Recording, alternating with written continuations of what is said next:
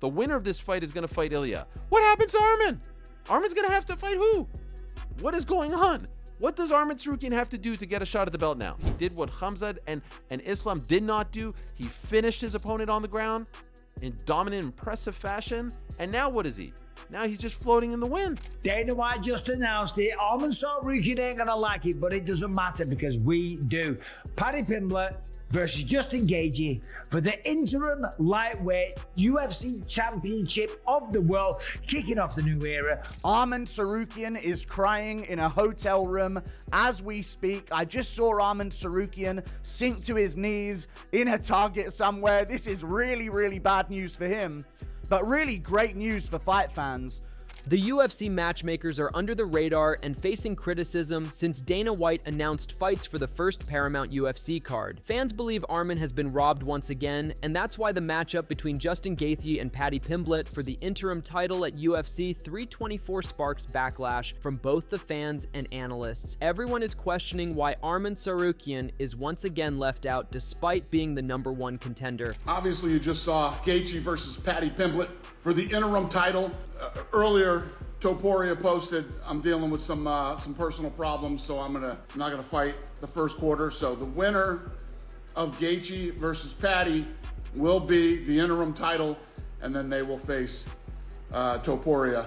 However, Paddy Pimblett is thrilled with the opportunity and has already mapped out big plans for 2026. He says his first goal is to win the interim title, then go after Ilia Topuria to become the undisputed champion. After that, he aims to face Arman Tsarukyan too, insisting he'll take that fight as long as Arman actually shows up. First ever time I'm going to have fought in January, the earliest I've ever fought. It's going to ruin my Christmas dinner and my birthday because I'm 31 like 3 weeks before it, but it's all going to be worth it when I lift that real title above my head and Paddy the Baddy is a world champion, and 2026 is going to be the biggest year of my life. I am coming for that interim title, then I'll be making it the undisputed title when I come and beat Ilia Topuria up and take the undisputed title. And then little posh boy, if he manages to fight in that time, because he likes and out and saying he's got a sore back, if little posh boy fights in that time and keeps his ranking, I'll punch his head in as well. Justin Gaethje is also fired up about getting another shot at a championship before calling it a career. After the fight announcement, he expressed gratitude for the opportunity and for being part of the UFC's new era with Paramount+. He feels good heading into the interim title clash with Paddy Pimblett and is determined to put on a performance fans won't forget. To him, this is one more chance to prove he still stands among the sport's most dangerous and entertaining athletes.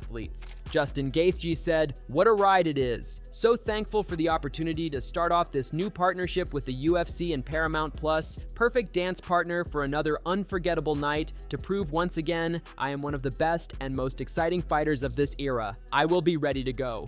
Arman Tsarukyan also shows his frustration and says he doesn't understand why Justin Gaethje versus Paddy Pimblett was selected as the UFC 324 main event. Arman wrote on X, "Make it make sense." Meanwhile, Ariel Helwani also pushes back against the Gaethje versus Paddy interim title booking, questioning why top contender Arman Tsarukyan is nowhere in the conversation. He describes the matchup as thrown together and compares it to a BMF-style fight, arguing there's no real need for an interim belt when Ilia Topuria has already returned as champion. In his view, the UFC should have waited and booked a proper #1 contender fight later in the year, and he openly wonders what more Arman is supposed to do to earn a title shot. The #1 contender at 155 pounds is a guy named Arman Tsarukyan, and he's not involved in this fight. This is a makeshift fight. This is as prestigious as a BMF title.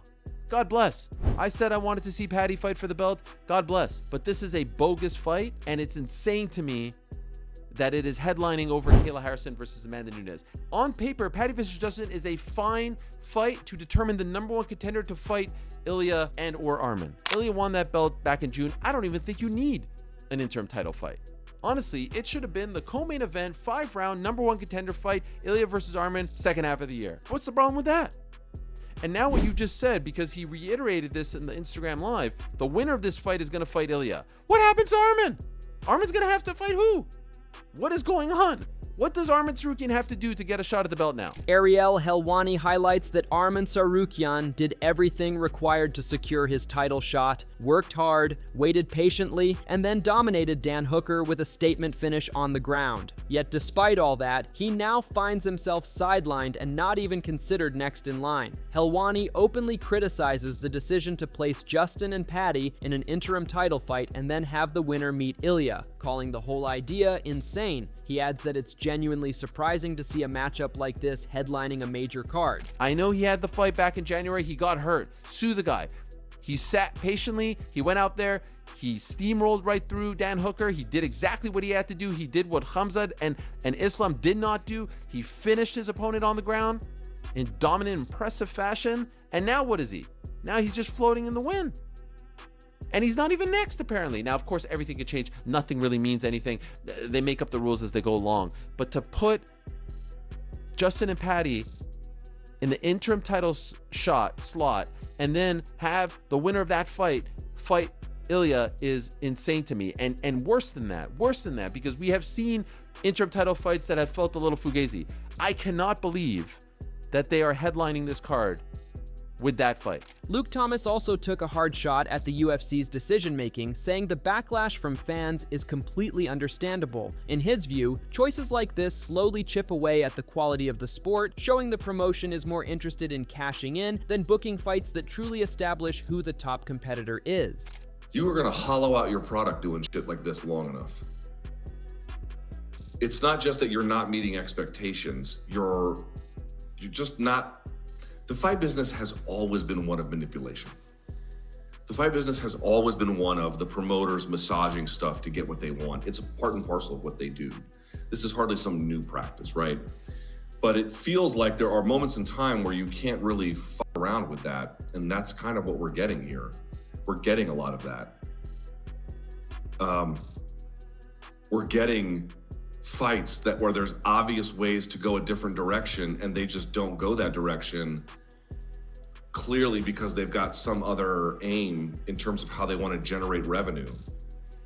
They're just extracting wealth out of the bout rather than matchmaking for a real clear sense of who's the best. On the other hand, the need for an interim title emerged because Topuria is not going to fight for the next 4 to 5 months. Ilya Topuria announced he wouldn't be fighting in January. He was set to compete at the first Paramount UFC card, but revealed he needs time off due to personal matters. Reports indicate he is going through a divorce and hasn't been able to see his daughter for a while. Ilya intends to sort out these issues before coming back fully ready to defend his belt. Ilya Topuria said, "I won't be fighting in the first quarter of next year. I'm going through a difficult moment in my personal life. I want to focus on my children and resolve this situation as soon as possible. I don't want to hold up the division. The UFC will make the matchups needed, and as soon as the matters are resolved, I'll let the UFC know I'm ready to begin my return." Max Holloway reacted to Ilya Topuria's tweet and offered support during his difficult time. He said he understands how challenging it is to balance fighting with family responsibilities and wished Ilya the best as he works through these personal struggles. Max Holloway said, "Sorry to hear, champ. If it's what I'm hearing, it is. I know the struggle firsthand trying to fight while protecting your kids. Hope all goes well." Ilya Topuria also expressed gratitude to Max Holloway for his support and kind words, saying, "Thanks for the support, brother. All the best for you and your family." However, TJ Dillashaw thinks Ilya Topuria is steering clear of a fight with Arman Tsarukyan. He pointed out that although Ilya is one of the UFC's top skilled fighters, Arman's size, power, precise boxing, and grappling ability make him a dangerous opponent, creating a tough challenge for Topuria. Ilya has expressed interest about moving up and maybe trying to face Makhachev. How realistic is this scenario, do you think? Does it leave Tsarukyan in limbo at lightweight? Stupid. He's not moving up. Like, come on. There's too many horses in the stable at 170. I'm moving up. Yeah. Is he trying to run from Arman? Is Ilya running from Arman? I do think so. Oh, okay. That's I do think so. Hello. But with that said, I think that Ilya Topuria. Who wouldn't want to run from Arman? Have you seen him before? I'm running from him currently. I don't even know the guy I'm running from. I do think Ilya Topuria is the highest skilled fighter in the UFC right now, but I do think he is threatened by Arman. Arman's big, he's strong, he's great at the weight class, his boxing is clean, great grappling. It's a tough fight for him to where he can go to 70s. Maybe he doesn't get the win, it doesn't make sense to me. The only fight for Ilia Topuria right now is Arman. Michael Bisping also shared that Ilia Topuria is facing a tough period outside the octagon because of a divorce. He noted that personal issues like this can be very distracting and make it difficult to focus on training and fight preparation. Bisping also wished Ilia the best in handling these challenges. He's going through a divorce right now, so of course that's a tough time for anybody, and it is very, very distracting. You can't focus on a fight in the training camp, and certainly an opponent when you're going through a divorce. So I'm certainly not going to talk about that any more than what I have done there. Ilia, we wish you nothing but the best. Moreover, Din Thomas praised Ilia Topuria for managing his situation with maturity. He noted that while many fighters might have held onto the belt and delayed action, Ilia let others fight for the interim title. Thomas also respected that Ilia acknowledged his personal challenges could impact his performance and chose to step away rather than force a fight. He wished Ilia well in resolving his issues so he could come back fully prepared to compete. So first off, my hat goes off to Ilia for doing that, because a lot of fighters would be like, no, I'm gonna hold on to it and make everybody wait. So my hat's off to him for pulling that, the Khalil, not Khalil, but the Jamal Hill and the Yuri Prohashka, right? Like saying, right, you know, I'm gonna sit back and I'm gonna let these other guys fight for it and let them shake things out the way it needs to shake out. So even though he's not relinquishing the belt, he is letting somebody fight for the interim belt. So my hat's off to him for doing that. And when you have personal problems, you're not going to be able to fight well, and he understands that. So hats off to him for also recognizing that and not just trying to push through, because typically we'd be like, oh man, he should be fighting anyway. But the fact that he's recognizing that he's not going to be able to give us his best work and he needs to sit out for a while, hopefully things get better for him. And I'm wishing him all the luck and success in getting those things behind him so he can come back and fight. Din Thomas said the situation shows how Paramount is shaping the UFC, prioritizing fighters who can draw fan attention. He explained that it's a tough expectation for athletes to both win and deliver entertaining, high-risk performances. He added that grappling-focused fighters like Arman Tsarukyan often get less recognition than fan favorites such as Justin Gaethje, even though Arman would accept a fight for the interim title if offered. Well, I know someone who's not happy, and I'm sure that's Arman Tsarukyan, right? I'm sure he believes he deserves to be in this fight, and he was saying even after the win, like, didn't take any damage. If they want me to fight in January, that's when he's being asked about Ilia, but I'm sure if they called him to fight either of these guys for an interim belt, he would have done it. You know, and it's unfortunate too, because we put this burden on these fighters, but it says a lot though. It says a lot about the direction that Paramount wants to go with the UFC, really. It says that, listen, we want guys that are going to bang. And it's an unfair burden that we put on fighters to say, we want you to win, be successful and win it. And you also have to entertain us by putting your neck on the line and taking a lot of chances and taking damage in the process. Because when you got guys like Justin Gaethje, that's what they do, but they're fan favorites. A guy like Arman Tsarukyan might not be a fan favorite because he's so grappling oriented. Din Thomas believes Paramount is steering the UFC toward prioritizing viewer appeal. He pointed out that the sport can't thrive without drawing attention. While Arman Tsarukyan deserves a title shot, and it will come, Thomas noted that the UFC currently favors fighters who put on entertaining performances, which can create challenges for those who focus more on skill than showmanship. So it's kind of telling of where the direction of where they want the UFC to go, because they're trying to get eyeballs, man. Without eyeballs, the sport goes nowhere. So for Arman Tsarukyan, he might have to sit out for a little bit, but you know, he definitely deserves it and his time is coming.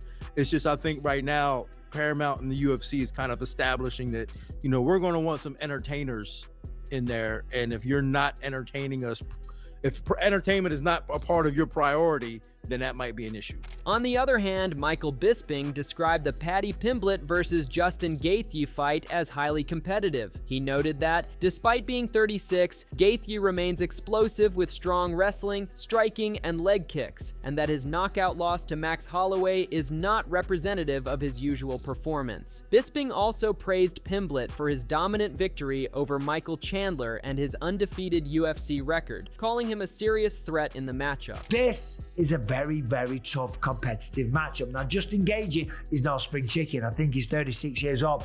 But you know what you're going to get with Justin Gaethje. Yes, of course, against Max Holloway at UFC 300, he got knocked out. He got embarrassed. He got face planted. I tell you what, it was a shocking scene, okay? But that's not normally what happens with Justin Gaethje. He is one of the most exciting fighters. They do call him the human highlight reel for a reason. He's got great wrestling, but the boxing, the striking, the leg kicks, the punch power that he has, I'm telling you, this man is no joke. And neither is Paddy Pimblett, right? We saw last time against Michael Chandler, he is the real deal. He absolutely smoked him. He's undefeated in the UFC. He put a beating on Michael Chandler. Michael Bisping considers this bout as Justin Gaethje's last major chance at a big victory. He pointed out that Gaethje has already challenged for titles against Charles Oliveira and Islam Makhachev. Although Paddy Pimblett is a less daunting opponent compared to Makhachev, Bisping emphasized that Pimblett remains a serious challenge. He expects Paddy to use movement and avoid trading blows directly with Gaethje, who carries dangerous knockout power, but cautioned against underestimating Pimblett. Bisping called the matchup an outstanding fight overall. And for Justin Gaethje,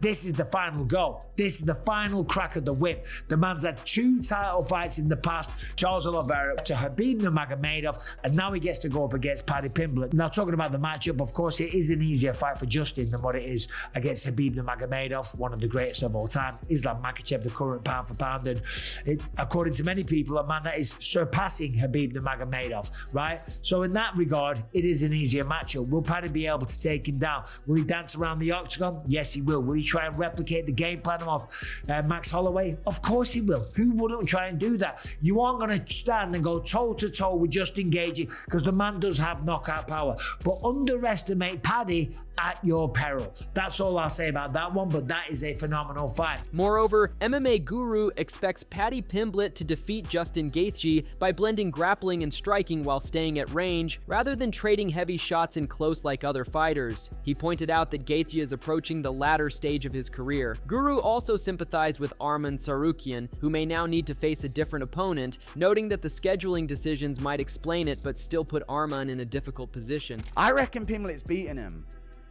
Mixing up the grappling and the striking, staying at range, not being in the pocket with him like a Chandler would be, like a Fiziev would be. I reckon Pimblett's going to beat him. Gaethje coming towards the tail end of his career. I just want to mention now, Arman Tsarukyan is... this is tough for Arman. Okay, he's probably going to have to fight someone else.